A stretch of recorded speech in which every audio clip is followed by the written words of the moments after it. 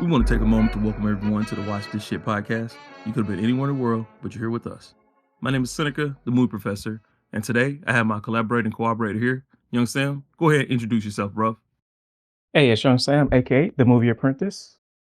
Right, get right into it. And we also have our very special guest, the podcast antagonist, J. Kim, making his triumphant return. Go ahead and say hello to the people.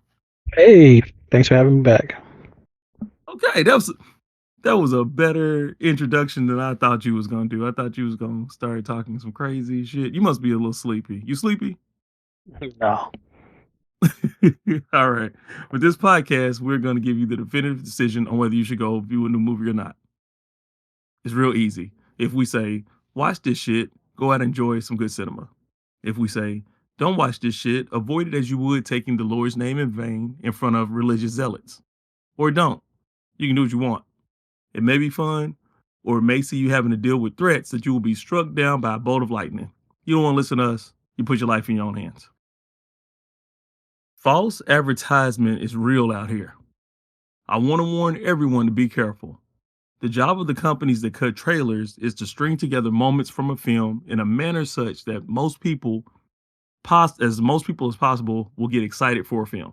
Meaning, there are times when the trailer may end up containing the only scenes in the movie that are entertaining.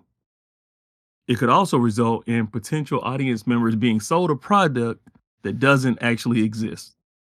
The latter is the exact situation we are in today. Why did I think we were about to see a compelling satire on religion, a la Life of Brian, and we got what is equivalent to a high-end production of a faith-based film? Let us bow our heads and read from the Book of Clarence, chapter 1, verse, it don't fucking matter. The premise is intriguing. Clarence, a drug dealer living in 33 AD, sees the way that Jesus Christ and his crew are treated and believes he can play the same role and gain the same prestige. But more importantly, he wants to use his false messiahdom in order to get paid. He does not believe in the legend of Jesus being born of a human and a deity. During the course of the movie, he has to re-examine his own mind and whether he can gain the faith to accept that Jesus really is who they says he is. Like I said, interesting premise. There was a lot of room to play in that space.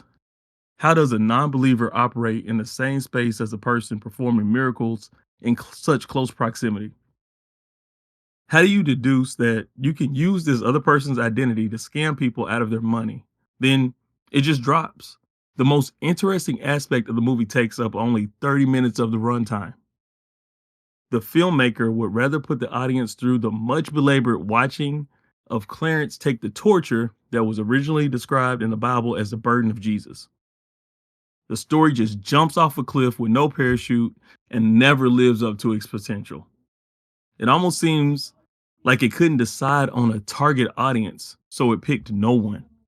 The Christians won't like it because the protagonist lives the crucifixion and resurrection of their deity, leaving all the church people to cry out, "These motherfuckers is blaspheming on my Lord and Savior."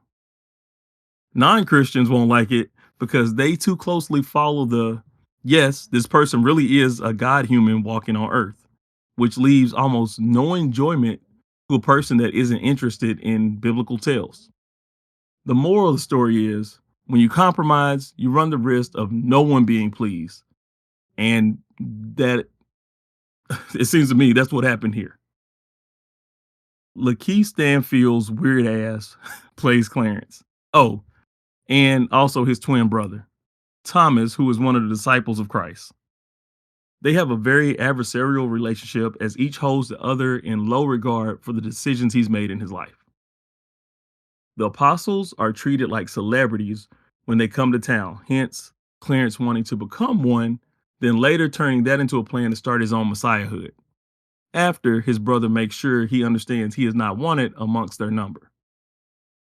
He's a really good actor, excuse me, and his reteaming with his sidekick, RJ Seiler from The Harder They Fall, is a good pairing. They have amazing brotherly chemistry. Watching them act together made me want to watch the superior film again. Same director, Some of the same actors, much better product. This shit seems watered down. It's frustrating because there was the bones of a good film under all of this fatty exterior. But someone was too afraid to get in it and stay in it. James Samuel is the director. And on a few points, he is operating at a very high level. The set design and scenery are stupendous. It really looks like the times of the New Testament stories. Dirty, dark, no bug repellent, but somehow still full of wonder and enchantment. The music, oh my God, the music is phenomenal. Samuel, to my surprise, is a musical mastermind. He is in charge of the soundtrack, production, and even sings on many of the tracks. Matter of fact, the music was my favorite part of this janky ass puzzle. The opening scene showed Clarence and his do-boy riding on a mule-drawn cart to a wonderful tune that set the mood for the world. It's set up like the flair of the old movies like Ben-Hur in its cinematography. It even has a grainy quality to some of the scenes to give it that old Hollywood feeling, like Ten Commandments or something. All of these amazing accomplishments causes me to be even more disappointed when I think of how the movie could have been if the director's full artistic vision could have been explored. Now, this is definitely conjecture, but I'm certain studio hands had a heavy influence on the direction of this film. So as not to have church folks burning down theaters. Listen, those motherfuckers will be all right. They hated on Black Jesus, and that show was incredible. Well, season 1 was. If they could have come together and stopped the third season from being created, I may have joined their ass. Speaking of camera work, there was an opening chariot race between the leads and Mary Magdalene that saw them individually fall out of the chariot, and the camera took on the first person point of view of the person that was thrown from the vehicle. It was great. The same camera trick that was used in Hardcore Henry, but only for that one scene. In small dosage, it does wonders, and it gave a different perspective of the action. It put the audience in the seat and shoes of the character, much better than Ironclaw attempted to do by not overusing the gimmick. Early in the movie, the first act, Afro surrealism was strong. There were times when people's eyes would glow, and one bitch in the den of criminals was painted completely blue. Drug addicts would get so high they would float above the ground. These cool feats were dropped faster than it could be explained what the fuck was going on. This further leads me to believe there was another movie hidden in here somewhere that we didn't get to see. But before I go too far down this path, let me get my homies in here. J. Kim, you are probably the churchiest out of the three of us. How did this movie compare to the religion that you follow? Oh, it did not compare at all because, the narrative was recreated so many times. From what I was told, the guy took 15 years and then Jay-Z just really came in and Michael Bay'd the whole thing. So what we got was straight trash. No, I'm just being honest here. So it did not compare at all. Do you think Jay-Z really had that much influence over the direction? The reason I'm asking this question is because Jay-Z can't make no motherfucking movies. Do you think he had influence, or do you think it was the people at the studio? So I most definitely think it was Jay-Z because Jay-Z said that they actually helped him, redo the movie. I was reading I'm sorry, I was watching a podcast, and then also I watched an interview that Jay-Z had, and he was talking about how he was excited about what James had did on The Harder They Fall. He said they helped him on that, but then he was like, on this movie, he had been making it for so long that the original idea, what he had to be changed because There it is. they didn't think it would be able to, put Translate. seats in there and then also be able to, really deliver the narrative the way they wanted to. Yeah, I felt like it was some shit that changed or some shit that we didn't get to see that was probably better. Young Sam, we just talked about it a little bit, but Do you feel like this was meant to be a bait and switch? Mm, going off what J. Kim just said, um, I don't I don't think that was meant to be a bait and switch. I think that's just what it ended up being. Like, because he had an original vision, and then he was strong armed into doing something else. And so he still wanted to keep his core, which I think was the beginning. And then he just had to say, I got to give, these motherfuckers what they want. So let's just flavor this in here. But you can still see some remnants of what he wanted to do. He still had a little comedy in there. Um, So I don't think that he initially wanted to bait and switch, but it just ended up happening. Mhm, exactly. J. Kim, lead us in talking about that dance sequence. Oh, sorry. You want me to what? The sequence of the movie or Dance sequence. Yeah, no, no, no. When they or the when they dance came to the sequence? club, yeah. Oh man, that is the best part of the movie. Really, I'm glad that you really brought it up. Man, I could, that's something that I could really imagine exactly what would happen back then, especially if it's um, the era of black folks. We gonna dance somehow, but the music was perfect. I mean, yeah, I think it was understanding what you said about the music, man. Oof, the music was. I mean, you can tell Samuel's genius on the music. They couldn't mess with him on the music. I think that's really what Jay Z said attracted his film company to Samuel because he's a musical genius. But that dance sequence was just perfect because that's just what we do. When when we meet up somewhere, we gonna dance. Young Sam, did you fuck with the soundtrack? I like the soundtrack. It had a lot of I felt, and maybe I'm wrong, it sounded like a lot of like Indian vibes, to me, Mhm, mhm. kind of mixed with R&B a little bit. Um, but I mean, I liked the soundtrack. What I also like going back to the dance scene was that the lighting, pretty much for the whole movie, the lighting was amazing. Like, it kinda really felt like you were back in that time. You really couldn't tell if the light was coming from a artificial light or if it was just natural light. And I have to give props to the videographer for doing that because that's the first thing I noticed, like, "Man, I can't tell where the actual light is." So, Yeah, yeah. No, no, but no. That's definitely what they did well. mhm. Also, Sam, why did they introduce an immortal character and not pay off the fact that no human is immortal? Oh, I think that goes back to the original, not the original, but they they had to introduce the character, I believe, just to please the audience or please the people behind the scenes, because I think that's who people wanted to see. That's what I Really? think.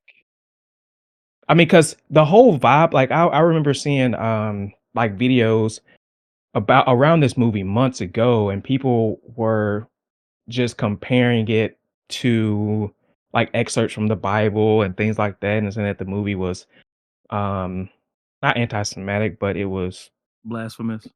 blasphemous. It was like a like, oh, Jesus is coming. And I don't know if they got wind of that press and they didn't want to make it that. I don't know. It was just weird. Yeah. Omar Sy of Lupin fame is the one that plays the immortal character, Barabbas.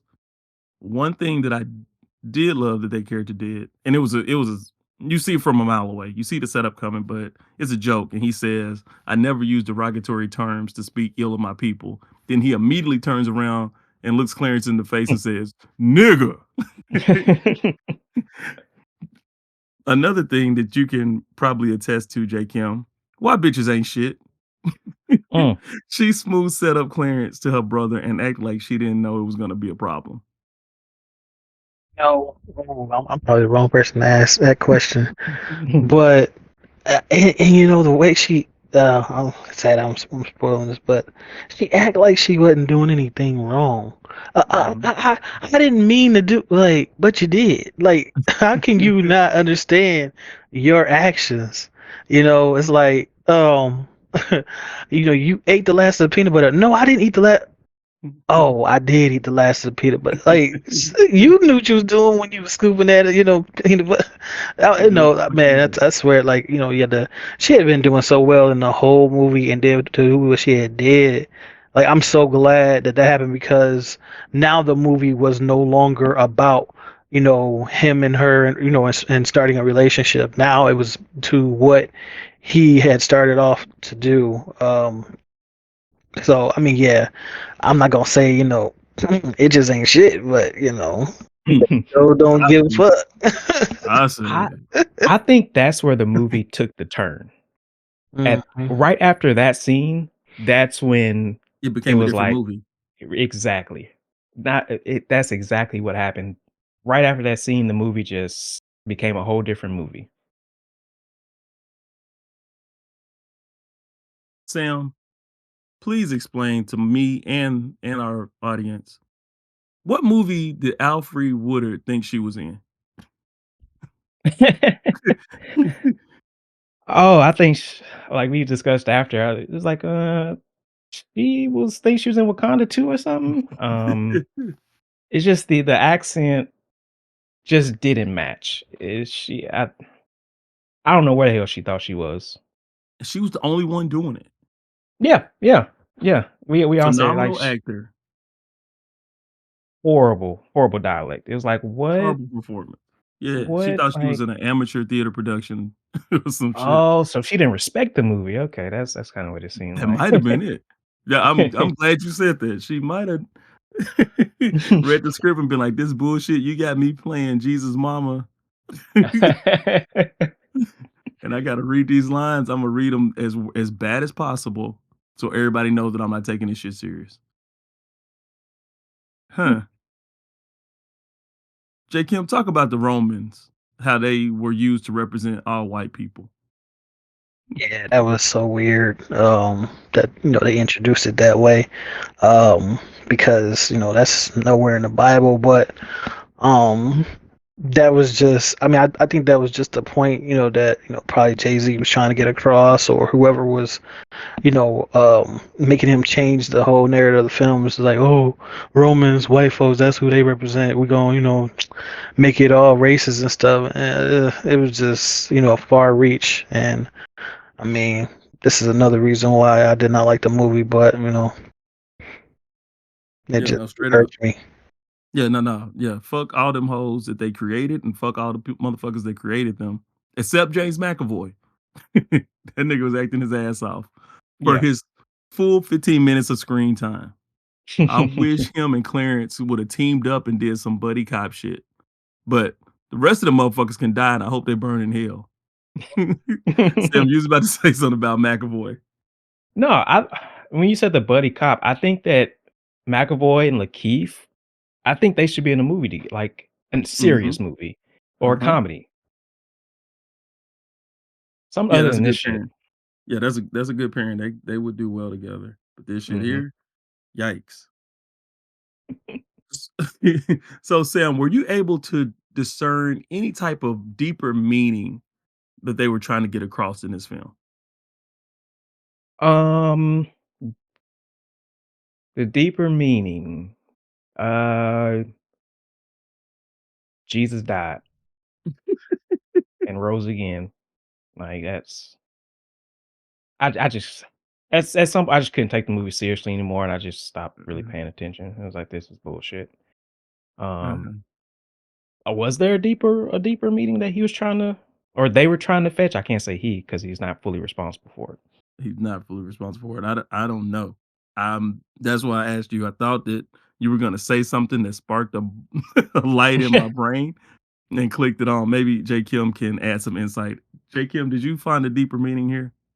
I mean, really, to be honest, the whole thing about this movie, I believe, to what happened is like because even Samuel in his interview on the Breakfast Club, he was talking about how like this movie was. He didn't say suppose, but you can hear him about to say it. But this movie was supposed to be thoughts of a person that didn't believe in Christianity, and I believe what they ended up doing is they threw the whole Jesus Christ aspect into it because the movie probably was dry and it sucked. And if you think about it, the characters that they made up, just think about it for a second too. If the whole Jesus Christ thing wasn't in it, what kind of movie would you have really? I think to be honest, um, they probably would have made a better movie if they wouldn't have put it us alongside, that. So, Agreed. you know, Because the that's whole what you subplot, got. the side quest, when he did the Last Supper, they had Yeah. none of the principal cast in it.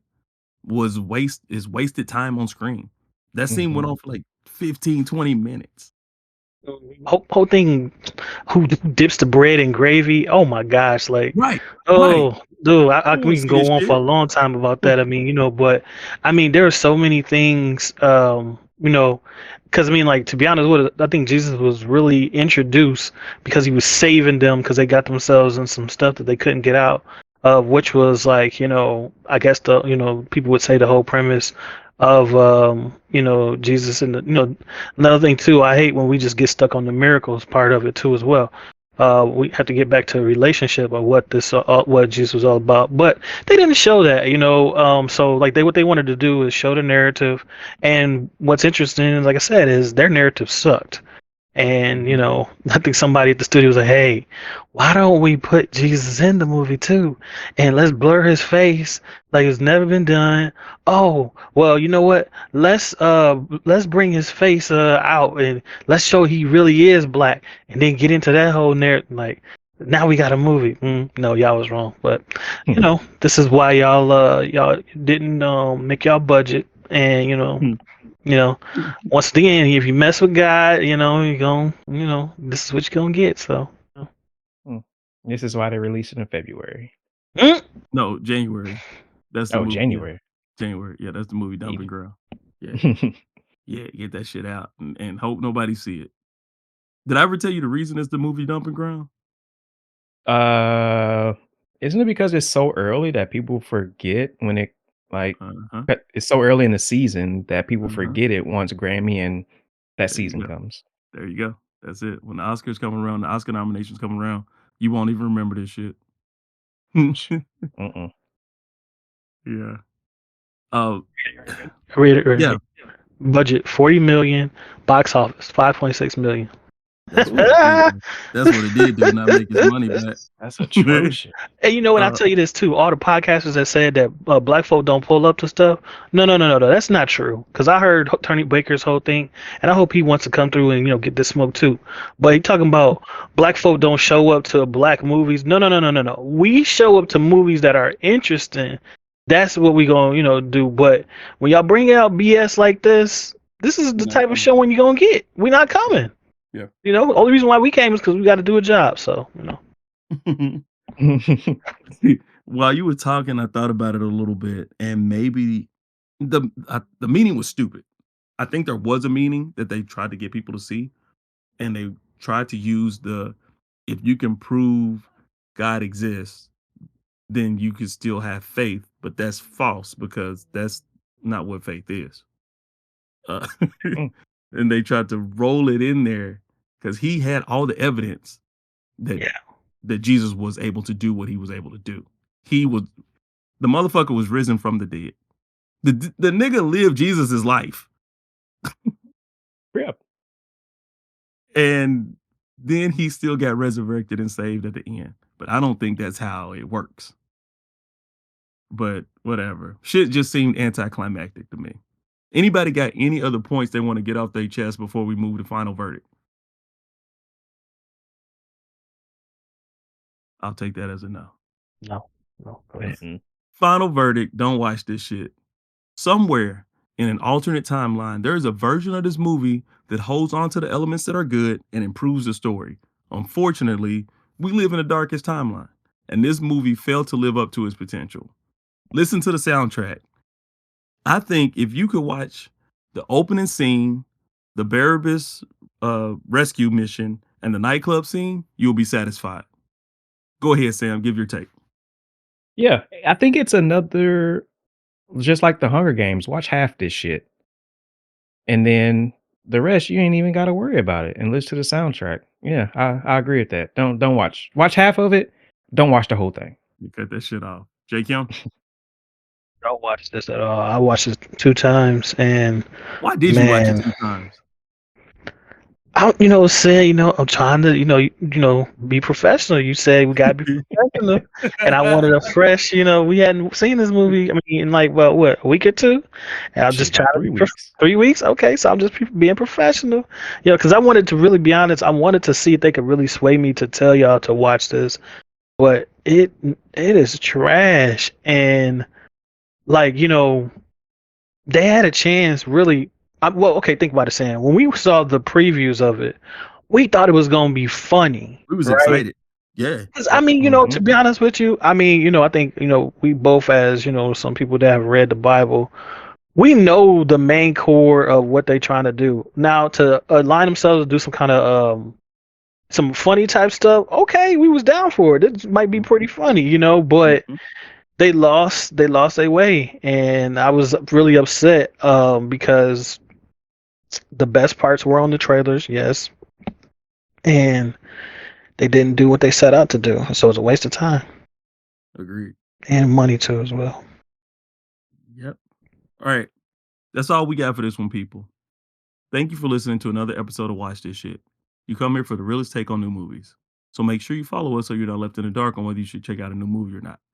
If you haven't seen this shit yet, go on about your life. Don't even worry about it. Matter of fact, you're doing good. Damn, you're doing good. No, goddamn, you're doing good. Check us out next time when we finally review Mean Girls. And good day to you.